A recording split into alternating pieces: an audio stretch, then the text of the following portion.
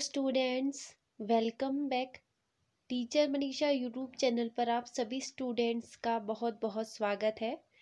तो स्टूडेंट्स, आज मैं आपके लिए लेकर आई हूँ क्लास 6 का चैप्टर नंबर 7, जिसका नाम है अशोक एक अनोखा सम्राट जिसने युद्ध का त्याग किया।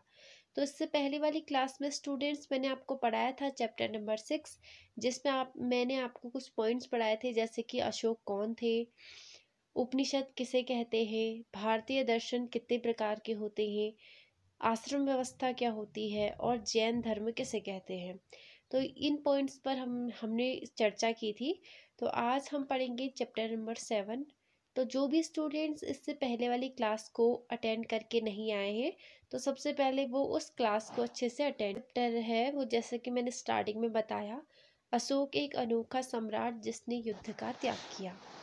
इस चैप्टर को हम 4 बेसिक पॉइंट में कवर करने वाले हैं, जिसमें सबसे पहला पॉइंट है चंद्रगुप्त मौर्य कौन थे।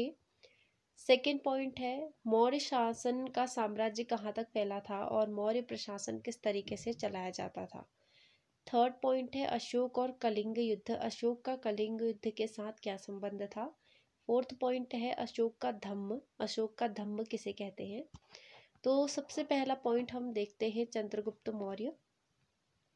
लगभग 2300 साल पहले अशोक के दादा चंद्रगुप्त मौर्य ने मौर्य साम्राज्य की स्थापना की थी। अशोक के जो दादाजी थे चंद्रगुप्त मौर्य, उन्होंने ही मौर्य साम्राज्य की स्थापना की थी। उनकी मदद चाणक्य या कौटिल्य ने की थी, जिन्होंने अर्थशास्त्र नामक पुस्तक लिखी।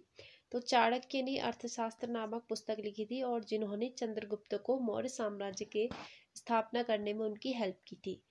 चाणक्य के कई विचार हमें अर्थशास्त्र नाम की किताब में मिलते हैं, जिसमें चाणक्य ने अपने विचारों को प्रकट किया है। तो अब है, जब एक ही परिवार के कई सदस्य एक के बाद एक राजा बनते हैं तो उन्हें एक ही वंश का कहा जाता है। जैसे कि यहाँ पर हम देख सकते हैं, मौर्य वंश में 3 महत्वपूर्ण राजा हुए। इनका वंशानुक्रम निम्न है। जैसे चंद्रगुप्त मौर्य हैं, उनके बेटे थे बिंदुसार और बिंदुसार के बेटे थे अशोक। तो इस तरीके से इन्हें एक ही वंश का कहा जाता है और इस तरीके से एक वंशावली तैयार हो जाती है। तो अशोक बिंदुसार का पुत्र था तथा बिंदुसार चंद्रगुप्त का पुत्र था। तो अशोक के काल में अशोक ने 4 शीर्ष वाले शेरों का एक ही मूर्तिकला या स्तंभ, अशोक स्तंभ के नाम से इसे जाना जाता है, यह तैयार किया गया था। अशोक के द्वारा बनवाया गया था। उसके बाद सेकेंड पॉइंट हम देखते हैं साम्राज्य और प्रशासन। तो इसमें पहला पॉइंट है मौर्य साम्राज्य की राजधानी पाटलिपुत्र थी। पाटलिपुत्र मौर्य साम्राज्य की राजधानी थी।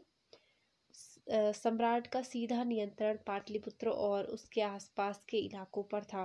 सीधा नियंत्रण था और प्रत्यक्ष रूप से नियंत्रण वहाँ पर चलता था। सेकेंड पॉइंट है राजा के अधिकारी इस इलाके के गांवों और शहरों के किसानों से कर वसूलते थे। गांव है या शहर है, वहाँ के जो भी किसान थे उनसे कर वसूली की जाती थी। थर्ड पॉइंट, संदेशवाहक एक जगह से दूसरी जगह घूमते रहते थे और राजा के जासूस अधिकारियों के कार्यकलापों पर नजर रखते थे। तो राजा के जो जासूस थे या संदेशवाहक थे, एक जगह से दूसरी जगह घूमते रहते थे और जो अधिकारी लोग जिनकी नियुक्ति सम्राट ने की थी, उनके कार्यकलाप पर नजर रखते थे। तो थर्ड पॉइंट है अशोक और कलिंग युद्ध। अशोक का कलिंग युद्ध से क्या रिलेशन था। मौर्य वंश के सबसे प्रसिद्ध शासक अशोक ही थे। अशोक के अभिलेख प्राकृत भाषा और ब्राह्मी लिपि में है। भाषा तो प्राकृत जो थी वो जन सामान्य की भाषा थी। जन सामान्य की भाषा किसे कहते हैं, भाषा थी जो जनता यूज करती थी बोलचाल की भाषा में।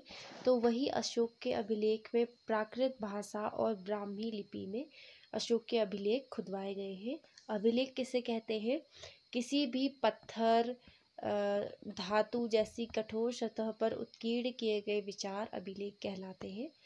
तो अशोक ने कई सारे अभिलेख लिखवाए।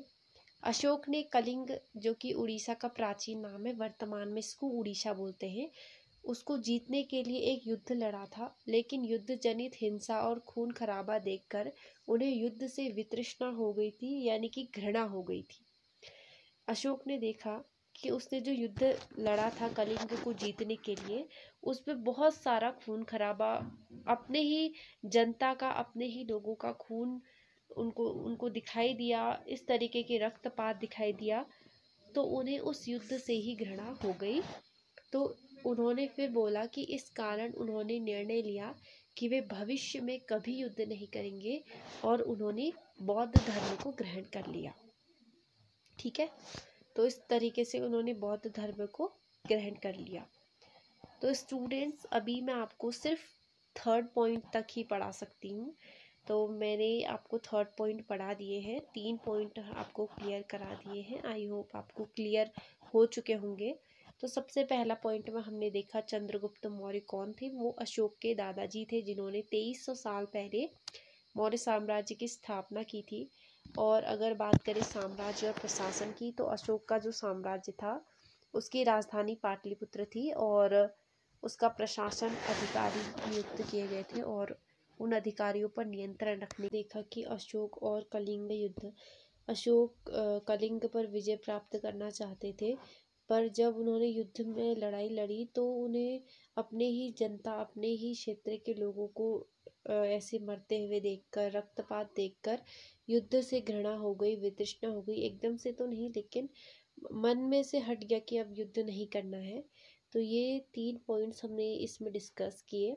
आगे जो अगला हमारा क्लास होगा, अगली क्लास में हम देखेंगे अशोक का धम्म किसे कहते हैं, और साथ ही कुछ मैप प्लस कुछ MCQs, यानी मल्टीपल चॉइस क्वेश्चंस। तो अभी तक सिर्फ इतना ही। अगर आपको कोई भी डाउट्स आए हों तो आप मुझे पूछ सकते हैं, और जो भी डाउट्स हैं उसको मैं डेफिनेटली क्लियर करूँगी। तो स्टूडेंट्स, अभी के लिए bye bye and take care.